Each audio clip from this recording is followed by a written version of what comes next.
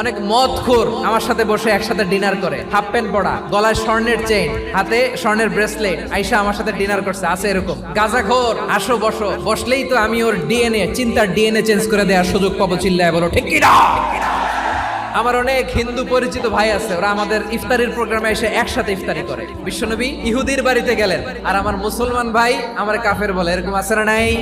মুসলিমরা দেখতে পারে না, সহ্য করতে পারে। বিষ্ণু ইসা ইসলামের খাদেম ছিল ইহুদি, এতদিন খেদমত করলো, একদিনও বিশ্বনবী ওর কালিমার দাওয়াত দেয় নাই। কারণ কি? বিশ্বনবী একটা ভালো সময়ের অপেক্ষা করতেছিলেন, দায়ী সুযোগ খুঁজে কখন দাওয়া দিলে ব্যাটে বলে হবে, ঝোপ বুঝে কোপ মারে। বিষ্ণু ইসা ইসলাম ভালো সময়ের অপেক্ষা করতেছিলেন, দেখি আস্তে আস্তে এমন সময় আসছে, ছেলে এবার মুমূর্ষ, যখনই টাইমিং পেয়েছেন দাওয়াত দিলেন, পড়ো লা ইলাহা ইল্লাল্লাহ। প্রতিবেশী ইহুদি হোক হিন্দু হোক, যাবেন, সুসম্পর্ক রাখবেন, উপহার দিবেন, বিপদে পাশে দাঁড়াবেন, অসুস্থ হইলে একটু আপেল নিয়ে যান, আঙ্গুর নিয়ে যান। ইসলামের বিউটি দেখে, সৌন্দর্য দেখে অবাক হবে, নসিব ভালো হলে কোনোদিন কালিমা পড়ে মুসলমান হয়ে যাবে।